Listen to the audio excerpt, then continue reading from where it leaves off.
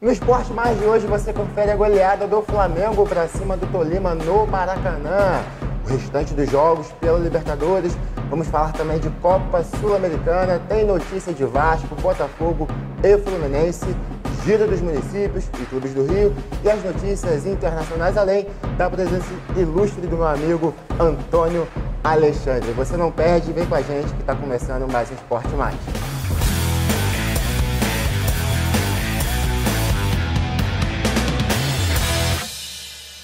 No ar, mais um Esporte Mais, ao meu lado o Tuninho, doutor Alexandre, tudo Fala, certo? Isaac, tudo tranquilo.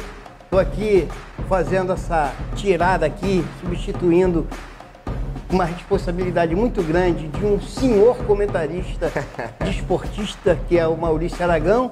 Vamos ver se eu dou conta, que não é muito a minha praia, mas a gente dá uns pontapés aí, quem sabe sai um gol. Vamos lá. Tuninho, vamos falar do Flamengo que venceu o Tolima no Maraca, 7-1.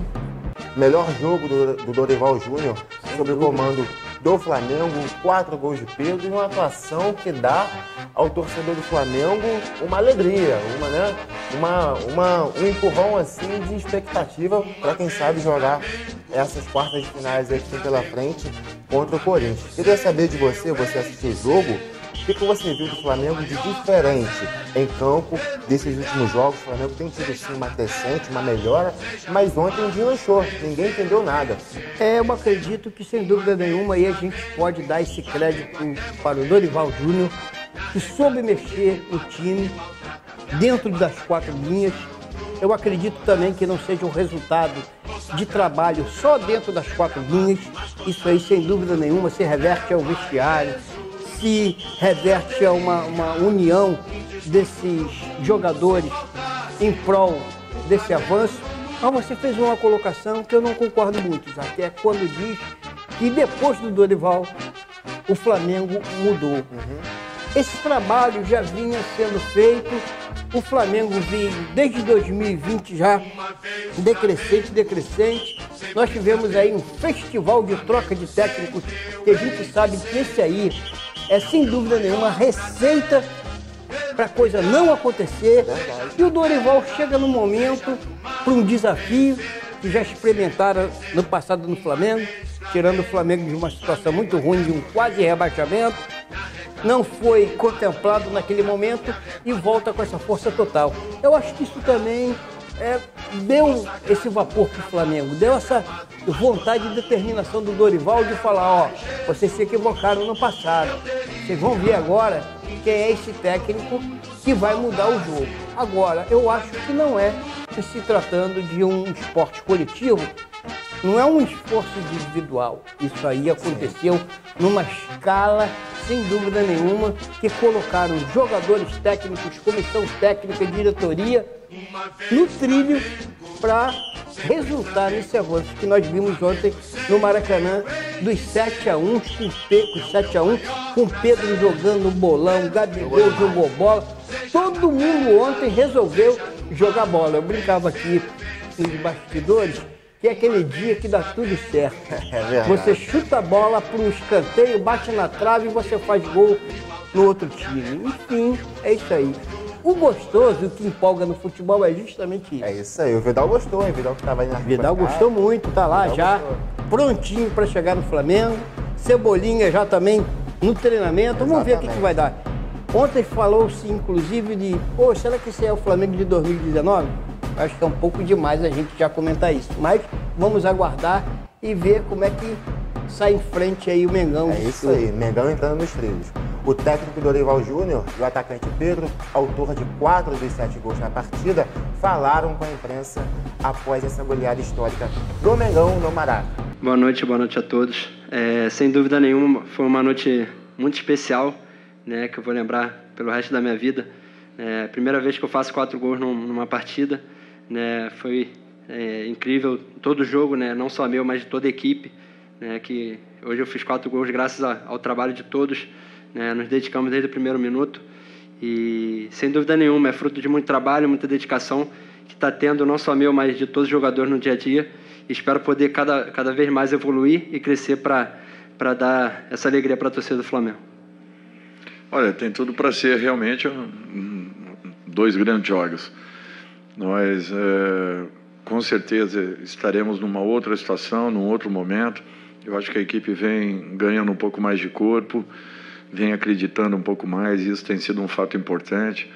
Agora, ainda é muito cedo, o nosso processo ainda é um processo de recuperação, ainda não está nada consolidado, então nós temos que ter muito cuidado. E o próprio Campeonato Brasileiro, o nível de exigência e aquilo que nós deixamos de fazer lá atrás, teremos que pagar um preço alto para que agora consigamos chegar nas primeiras colocações. Para que isso aconteça, nós precisamos de uma regularidade. E o alcance dessa regularidade passa muito por essa percepção que os jogadores estão tendo, de que, antes de tudo, nós precisamos, e muito, de uma participação ainda mais efetiva nas nossas retomadas de bola, para que tenhamos posse e, com a posse, nós façamos aquilo que o time sabe fazer de melhor. Então, eu acho que esse cuidado nós temos que ter, caminhando rodada a rodada, passo a passo. Hoje foi um jogo importantíssimo nesse sentido. Se vocês se lembrarem, rapidamente, foi o time que, ao longo do Campeonato Colombiano, foi o melhor visitante da competição. Fez 2 vitórias importantíssimas contra o América e o Atlético Mineiro no Mineirão. Então, nós temos que ter a ideia daquilo que foi apresentado pela equipe ao longo dessa noite e buscarmos, em cima dessa partida, uma condição em que alcancemos uma regularidade ao longo de toda a competição, para que possamos, aí sim, aumentarmos as nossas possibilidades. Turinho, ainda pela Libertadores, teve mais alguns brasileiros classificados. O Palmeiras goleou por 5-0 o Cerro Porteño em casa, o agregado deu 8. Com direito de gol de bicicleta. Exatamente, o Rony, enfim, saiu esse gol de bicicleta. O Atlético Mineiro, com um pouquinho de dificuldade, venceu o Emelec por 1-0 com o gol do Hulk de pênalti. O Libertad não conseguiu classificar em casa, ficou um empate em 1-1 com o Atlético Paranaense, o Filipão mandando bem aí no Furacão. Estudiantes e Fortaleza decidem vaga ainda nesta quinta-feira. Desses brasileiros que já estão classificados, o Palmeiras, sem dúvida alguma, é o que mais tem deslanchado na competição. Sem dúvida. Mas é bom ficar de olho no Atlético Paranaense, que o Filipão conhece de Libertadores. Sim, então, desses times todos que foram enumerados aí por você e que já passaram para as quartas e finais, eu diria, até de uma forma assim, surpreso, que o Atlético, comparado a esses times na classificação para as quartas e finais, foi o único time que não apresentou o futebol que se esperava que apresentasse. Ganhou por 1-0 com um golzinho de pênalti muito chorado. Quem viu o jogo deve ter sentido que o Atlético Mineiro também não é mais aquele que vinha fazendo boas atuações nos estádios de futebol, seja dentro de casa ou fora de casa. Parabenizar o Palmeiras pelo jogão de ontem. Você também dizia aqui nos bastidores que o Palmeiras é um time hoje que, sem dúvida nenhuma, é o favorito para chegar como campeão mais uma vez nessa Libertadores. Vai enfrentar o Atlético Mineiro, esse aí é um jogo imperdível, é verdade? O Atlético Paranaense, no comando aí do Filipão, vem fazendo boas apresentações. Eu acho que assim, o que está acontecendo na Libertadores é um prognóstico que não é diferente daquele que se vê esses times apresentando no dia a dia. Não tem surpresa. É verdade. Não é verdade? São os caras que estão ali atuando com vontade e avançando no campeonato. Sem zebra. Sem zebra. E quem sabe, Liberta e Copa Sul-Americana ficando aqui no nosso país, né, Toninho? A perspectiva é grande, né? São 5 contra... 5 pode ser 6 contra 2, ou pode ser também contra 3. É isso aí. Como eu disse... 5 contra 3. Estudiantes e Fortaleza decidem vaga nesta quinta-feira. Agora a gente fala de Copa Sul-Americana. O Internacional, rapaz, 4-1 para cima do Colo-Colo. O Inter tinha perdido em casa não, fora de casa, perdeu por 2-0. Já diziam, o Inter está desclassificado, o Mano não vai conseguir reverter essa situação em casa, que realmente o Colo-Colo é um time muito difícil de se enfrentar. E o Inter vai lá, faz 4-1. Eu coloquei ele 4-0, mas foi 4-1 o resultado. E classifica com muita moral para a próxima fase da Sul-Americana. O Santos decepcionou em casa. O Santos vem declinando. Decepcionou, empatou com o Deportivo Táchira em 1-1 e perdeu nos pênaltis. E com isso o Santos não consegue a classificação. E o Ceará, com um ótimo trabalho, venceu por 3-0 o The Strongs e que também consegue essa vaga aí para a próxima fase da Copa Sul-Americana. Tem gostado também, Toninho, de algum jogo, de algum desses times aí pela Copa Sul-Americana? O Ceará está muito bem. Justamente. Eu tenho gostado da atuação do Ceará, que vem cada vez avançando mais, apresentando um futebol muito coerente, a bola rolando consciente, e eu acho que vai chegar lá, hein? Eu acho que também vai chegar lá. O Ceará está com um bom time. Dorival deixou um bom trabalho lá. Também. É bom lembrar que o Dorival, antes de ir para o Flamengo, era o técnico do Ceará. Aquele Ceará de boas atuações. Talvez deixado esse legado que ele vem fazendo no Flamengo.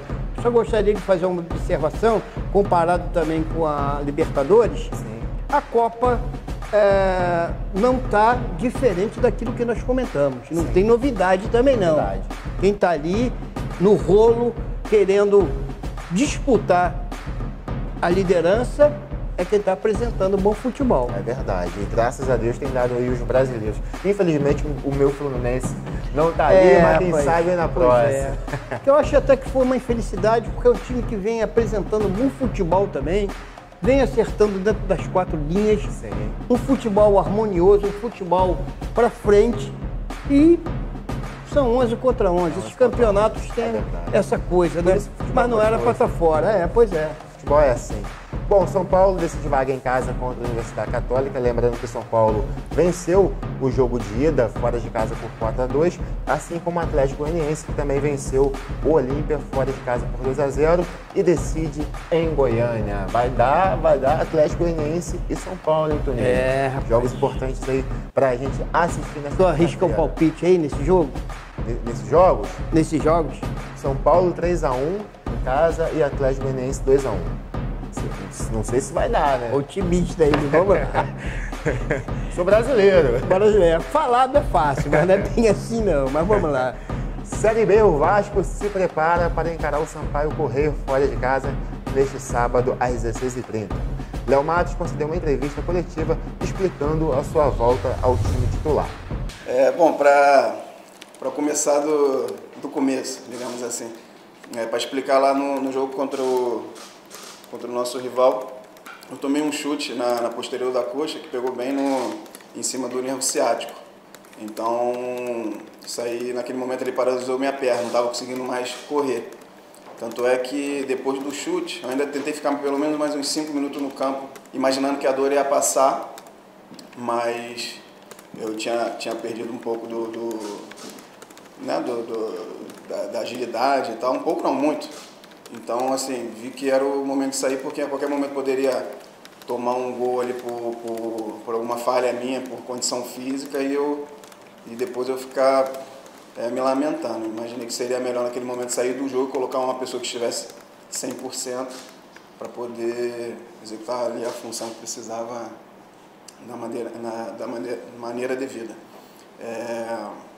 Em relação à minha ausência, cara, foi uma questão, acredito eu, de escolha do treinador, do Zé Ricardo. Logicamente que quando iniciou o ano, eu permaneci no Vasco, né? Até fiz questão de permanecer pela minha vontade de recolocar o Vasco na primeira divisão.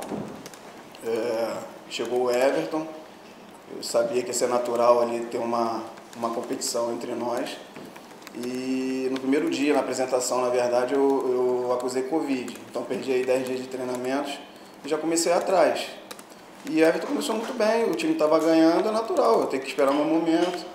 E no meio do Carioca ali, eu consegui reconquistar minha vaga no campo e nos treinamentos. Agora a gente vai ao giro dos municípios. Toninho, a gente sabe que cidade é sempre importante ressaltar aqui.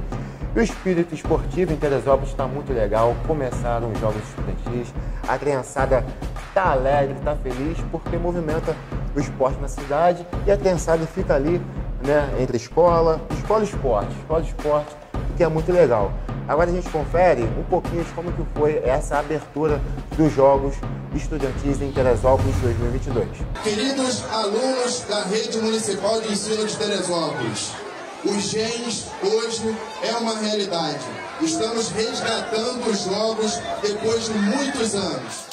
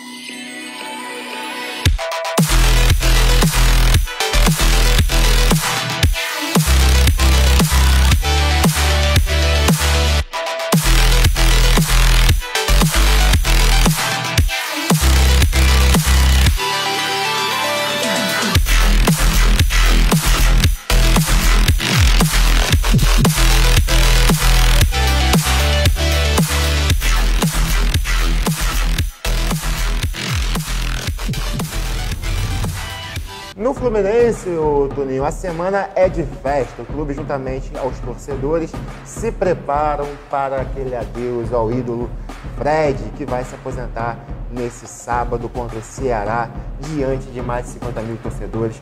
Fred se aposentando, carreira belíssima, Toninho, um cara muito legal, muito bacana, craque dentro da área, fez muito gol. E tomara que saia o gol 200, né, Toninho? A gente tá torcendo, mesmo quem não é tricolor, tá torcendo que o Fred... Não é novidade que eu sou flamenguista, com muita satisfação, com muito gosto, mas sou também um admirador do desporto do modo geral. E o Fred, sem dúvida nenhuma, encantou a gente pelas atitudes, pelo amor dele revertido ao clube tricolor. E nada mais justo do que essa homenagem que vão fazer nesse final de último jogo aí do Fred. E, gente, não para não, tá? O Fred ainda vai te pegar, hein? Vai te pegar. O Fred tem recebido mensagens de tricolores, tem feito algumas lives com ex-jogadores. E o Fred, nessa semana, se tornou cidadão do Rio de Janeiro. Recebeu uma placa muito bacana. E a gente vai conferir um pouquinho dessa matéria na Flu TV com Carla Matera e Cláudia Magalhães. Um dia inesquecível que não terminou no apito final. Após fechar a goleada sobre o Corinthians e botar o Maracanã abaixo, o ídolo Fred recebeu a maior honraria da Assembleia Legislativa do Rio de Janeiro, ainda no estádio.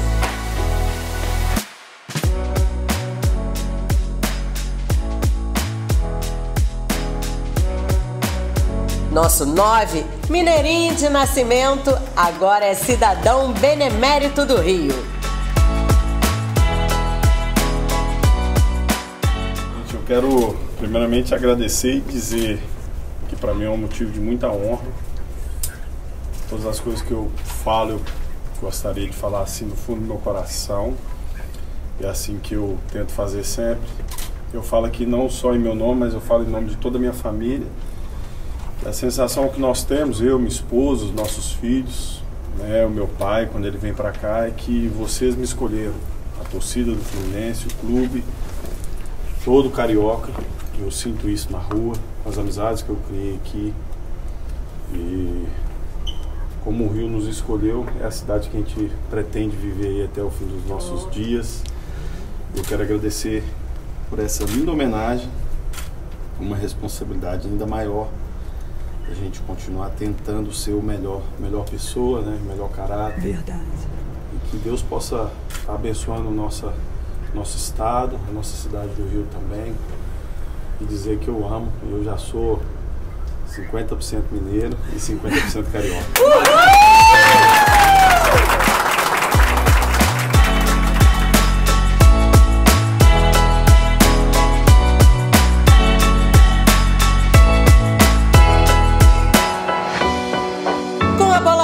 O cidadão do Rio emocionou e fez a festa de outros cariocas. Um deles, o histórico técnico e tricolor Carlos Alberto Parreira. O campeão brasileiro de 1984 vibrou demais com a vitória tricolor. Maravilhoso. Fazia 3 anos que eu não vinha no Maracanã, com a pandemia, e reencontrar o Maracanã num dia de um jogo do Fluminense, com essa torcida assim tão encorajada, tão entusiasmada, é muito bom. E estar junto com os torcedores, cumprimentar, interagir, e o Fluminense jogando bem, ganhando, é maravilhoso. Tarde completa. No final, valeu a pena. Tudo que a gente fez, tudo que a gente passou, pelos bons momentos, ficou um legado, ficou uma história, e para sempre vai ficar no nosso coração. Tricolor de coração. É bom saber que a gente foi lembrado, que é lembrado. O show de Fred, Cano, Manuel e companhia também foi acompanhado de perto por outros craques que marcaram época no Fluminense. Carlos Alberto Pintinho e Paulo César Caju, estrelas da máquina tricolor na década de 1970. Até o monstro se rendeu. Thiago Silva sorriu e aplaudiu o gol 199 do Fred. Que dia para a torcida tricolor. Com o gol do atacante Bruno Santos, o Volta Redonda venceu o Americano por 1-0 na tarde desta quarta-feira, no Ferreirão, em Cardoso Moreira, pela 3ª rodada da Taça Corcovado. Com triunfo, o Esquadrão de Aço chega a 6 pontos ganhos, mesma pontuação de Sampaio Corrêa, segundo colocado do Grupo B, que tem melhor saldo de gols.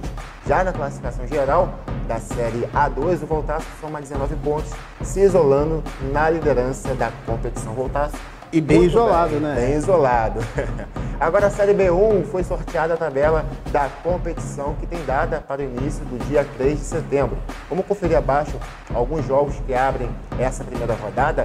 Serra Macaense, Nova Cidade, Paduano e São Gonçalo, Arraial do Cabo e 7 de Abril, Serrano e Rio São Paulo, Duque de Caxias e Pérolas Negras, Descenso A2 e Campo Grande. E é claro, no próximo Esporte Mais, na próxima segunda-feira, o Maurício vai estar de volta aqui com mais atualizações das cidades, clubes do Rio, tudo que você precisa aí ficar informado sobre a sua região, beleza? Turinho, agora mudando de assunto, vamos conferir os jogos dos cariocas pelo final de semana. Olha só, o Fluminense vai receber o Ceará em casa às 19 horas, Sampaio, Corrêa e Vasco às 16h30 no sábado também pela Série B. Já no domingo, o Corinthians vai receber o Flamengo, já uma prévia daquele jogão que a gente espera pela Libertadores às 16 horas. E o Cuiabá recebe o Botafogo às 16 horas. O Botafogo que venceu o último jogo contra o RB Bragantino no finalzinho, com muita interferência do VAR. Queria saber de você sobre esses jogos aí desse final de semana dos cariocas. Se tem algum favorito, se tem algum jogo... Então, vamos lá. Vou pedir ao Rodrigo para voltar um pouquinho ali a tabela. Rodrigo, por favor. Para a gente para fazermos esses comentários aí. No sábado, Fluminense e Ceará. É um jogo difícil, embora, sinceramente, apesar dessa ascensão do Ceará, eu gosto muito do futebol, do estilo do Fluminense. Fluminense joga em casa. Sim. Eu acho que o Ceará vai passar apertado. Se eu tivesse que arriscar um prognóstico para esse jogo, eu diria que o Fluminense bota 2 aí na rede do Ceará e o Ceará bota 1 na rede do Fluminense. Os dois marcam. Então, resultadozinho de 2-1 aí pro nosso cariocão aí. Sampaio, Corrêa e Vasco. O Vasco precisando vencer depois do empate. O Vasco precisando vencer, mas Sampaio Corrêa não é moleza não é de bobeira não. É um jogo difícil, mas eu acho que o Vasco leva, até porque vai determinado sabendo que tem que ganhar. Tem que ganhar para não deixar o Cruzeiro se distanciar. Agora, em seguida, no domingo, nós temos aí um complicador. É isso aí. Que é um jogo que é fundamental para o Flamengo, para essa caminhada já de evolução que o time vem fazendo. Pega o Corinthians dentro de casa do Corinthians, dentro da casa do Corinthians. Sim. É um jogo importante para o Corinthians também, porque está disputando ali a liderança do campeonato. Mas para o Flamengo, além de sair da posição que está e dar um passo à frente, ele faz um teste também o próximo jogo das quartas de final da Libertadores. Sim. Então, olha a responsabilidade. Corinthians e Flamengo em São Paulo. Em Sampa, eu vou arriscar aí, eu não posso ser diferente, eu sou flamenguista. fervoroso. Vou arriscar aí um resultadozinho humilde, de 1-0. 1-0. Em cima do Corinthians, que o Corinthians também vinha apresentando um bom futebol. E eles também não vão de bobeira, não. Eu tenho certeza que esse jogo começa com o Flamengo babando, atacando o Corinthians. Sim. E o Corinthians, pelo menos no primeiro tempo, na retranca, esperando para ver o que vai acontecer. Vai ser um jogão, casa lotada, imperdível, arena lotadíssima, corintiano fervoroso com o Timão nas quartas finais. E com certeza vai ser um grande jogo, Toninho. A gente vai trazer aqui todas essas informações desses jogos do final de semana, também no próximo Esporte Mais. Vou até divertir os flamenguistas, que é no domingo, 16 horas, logo depois do almoço, para não comer muito, para não ficar pesado, para a gente ajudar o time a avançar. Vai levinho, vai levinho. Vamos ao giro de notícias internacionais. Só não falamos ainda do Cuiabá e do Botafogo, né? É verdade. Vamos falar aqui um pouquinho do Cuiabá e o Botafogo. O que você acha desse jogo? Eu vejo o Botafogo diferente dos times carioca e está retrocedendo. Retrocedendo? Mas... Olha, vou te falar, o Botafogo venceu o RB Bragantino na última rodada, aí na última segunda-feira, e completou a penúltima rodada, no caso, por 1-0. Mas o Botafogo não mereceu a vitória. Sim. O RB Bragantino jogou muito mais. Quem assistiu o jogo, aliás, quem viu o placar, o Botafogo jogou bem. Não jogou bem. O Botafogo jogou muito mal. O que vem acontecendo nos últimos jogos, contra o América Mineiro, que foi goleado, dificilmente vai reverter o jogo da volta em casa. Sim. No Nilton, né, o jogo foi 3-0 o América Mineiro. O América Mineiro é um time que sabe jogar essa competição, é um time difícil de jogar. E o Botafogo, para melhorar, aliás, se quiser demonstrar um bom futebol ao seu torcedor, precisa melhorar essas atuações diante de pontos aí que precisa para se manter ele no meio da tabela. Se quiser buscar uma competição sul-americana, se quiser, quem sabe, alcançar um G4, precisa melhorar, porque o time não é ruim, só que as atuações têm deixado a desejar. É verdade. Não concorda? Concordo plenamente. E vai dar fogão contra o Cuiabá. Arrisca o prognóstico aí? 1-0. 1-0 Botafogo. Vai na humildade também. Na humildade também, para não deixar aquele abismo. É isso aí. Agora sim a gente vai aos giros de notícias internacionais, começando pelo mercado europeu. O atacante Sterling, aquele rápido, sabe, Toninho, do Manchester City, sim, acertou detalhes do seu contrato com o Chelsea e está próximo de deixar o City. Agora o time londrino negocia com a equipe de Pep Guardiola com um valor para uma transferência que deve ser fechada em 45 milhões de libras, equivalentes a 290 milhões de reais, mesmo o valor pago pelo Arsenal por Gabriel Jesus. Uma bolada, né? Uma pergunta que eu fiz para o Maurício, Toninho. O Jesus, ele vai dar certo no Arsenal? Porque ele não foi muito bem no City. E é um cara que o Tite com certeza vai levar para a seleção. Eu acho que ele dá certo em qualquer lugar. Tu acha ele bom jogador? Eu acho ele um bom jogador. E, acima de tudo, ele é um jogador regular. Você não vê ele muito embaixo, você não vê ele muito em alto. Você vê ele num nível de jogadas, sabe, dentro daquela expectativa que ele promete, que ele quer entregar e entrega. É assim que eu vejo. Bem esforçado. Ele é muito esforçado. Doutor Antônio Alexandre, muito obrigado pela sua participação. Foi muito bem. Eu que agradeço. Obrigado. A altura. Não, a altura duvido, porque Maurício é muito acima disso. Do nosso querido Maurício Aragão, que semana que vem estará de volta aqui com a gente no Esporte Mais. Então é isso, galera. Fiquem com Deus. Obrigado pela sua audiência. Fiquem de olho também na nossa programação daqui da TV, com o Antônio Alexandre e com o Plantão Regional. Também tem um Jornal Regional que volta com o Maurício Aragão na próxima semana. Essa semana ainda é com o doutor Antônio Alexandre. Então é isso, né, Toninho? Programação entregue, tudo correto, Esporte Mais comigo. Aproveitar só a oportunidade para mandar um abração lá para o Maurício Aragão e esposa que estão curtindo lá, eles já estão no Natal. Não é no Natal, é na cidade de Natal, curtindo aquela brisa maravilhosa, aquele sol, aqueles coqueiros. Andando de quadriciclo. Andando de quadriciclo. Maurício está vivendo a vida. Tirando onda. Mas, Maurício, é isso aí mesmo. Você merece, aproveita. O momento é esse aí de vocês, do casal. Que sejam aí felizes e possam curtir muito. É isso aí. Maurício, um abraço. Espero aqui na próxima segunda. Para você também de casa, um abraço. Então fiquem com Deus e até o próximo Esporte Mais. Tchau, tchau. Um abraço.